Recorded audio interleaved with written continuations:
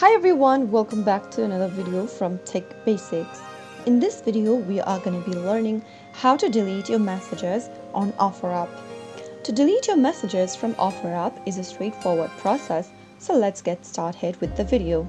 First of all, launch open a web browser and sign into your Offerup.com account. Here I'm already logged into my account.